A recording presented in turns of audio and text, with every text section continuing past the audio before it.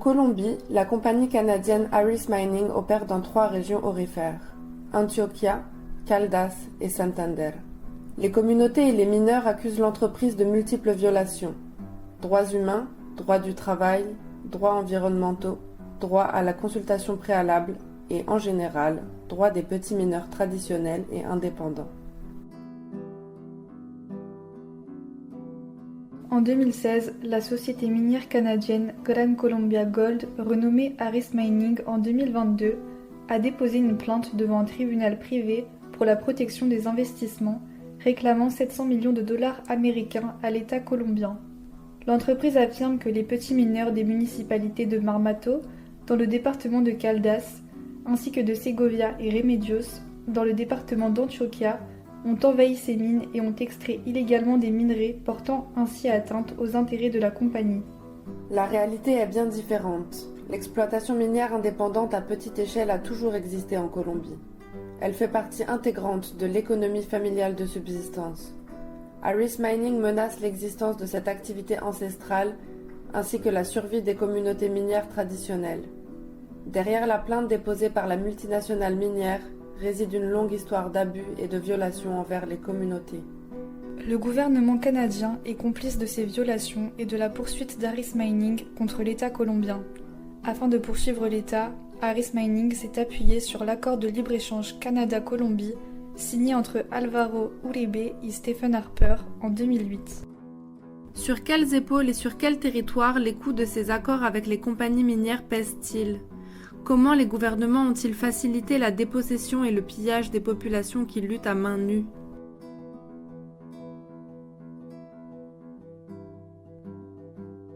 Dans les départements de Segovia et de Remedios, la lutte des mineurs contre Aris Mining est symbolique. En effet, ils luttent depuis un demi-siècle. Tout a commencé en 1976, lorsque la société américaine Frontino Gold a fait faillite. Cette entreprise, qui détenait un titre de propriété perpétuelle sur les mines de Segovia et Remedios, a quitté le pays sans payer la dette qu'elle avait contractée. En effet, elle devait payer les salaires et les pensions, mais en compensation de paiement, elle a laissé aux travailleurs et aux retraités les mines, les terres et les machines. Cependant, les travailleurs n'ont jamais hérité des mines. Pendant plus de 27 ans, l'entreprise a été administrée par la surintendance des entreprises jusqu'en 2010, date à laquelle elle a été vendue à une filiale d'Aris Mining, malgré l'opposition et les multiples plaintes des mineurs, des retraités et de la population locale. Les mineurs et les retraités accusent le gouvernement d'Álvaro Uribe d'être responsable de l'expropriation de l'entreprise qui leur appartenait légalement. Bien que les populations affectées aient beaucoup lutté, elles se sont toujours heurtées au système de corruption, de violence et d'impunité. Les mineurs, ainsi que la population de Segovia et de Remedios, dénoncent le fait que, dans cette nouvelle colonisation visant à monopoliser l'or en Colombie, le capital canadien bénéficie des déplacements, du harcèlement et des assassinats des mineurs par le biais des paramilitaires et des bandes criminelles. Entre 1998 et 2015, les mineurs de la Frontino Gold, qui luttaient contre la vente de l'entreprise à des capitaux transnationaux, ont subi une répression violente orchestrée par l'État colombien avec l'aide de groupes paramilitaires.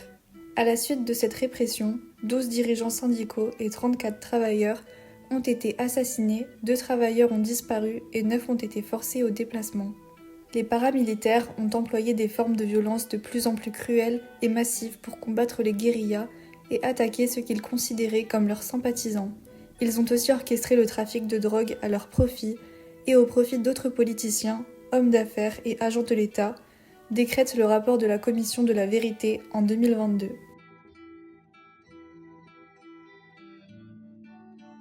En achetant la Frontino Gold, Aris Mining a profité des crimes commis contre les mineurs, ainsi que de la criminalisation et de la persécution politique encore subie aujourd'hui par les petits mineurs.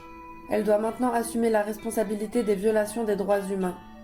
Le gouvernement canadien a également le devoir d'enquêter, de réparer et de sanctionner les violations des droits humains et du travail, ainsi que les dommages causés par Aris Mining, qui continue d'opérer en Colombie et qui, de plus, étend ses activités.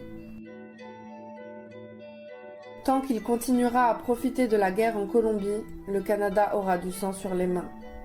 Dans ses campagnes publicitaires récentes et ses rapports de responsabilité sociale, la compagnie Harris Mining prétend soutenir le processus de légalisation des petits mineurs.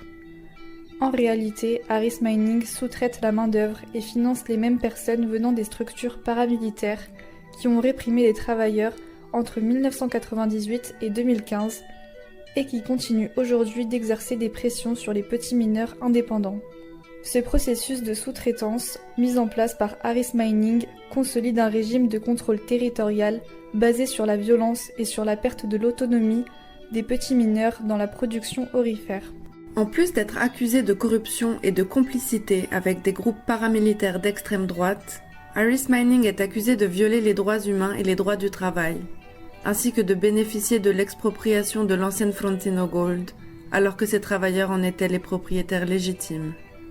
Depuis le Canada, nous vous invitons à vous mobiliser contre de tels abus de la part d'entreprises canadiennes en Colombie. En tant que société canadienne, nous exigeons justice pour les familles affectées par Harris Mining et la réparation des dommages environnementaux et sociaux.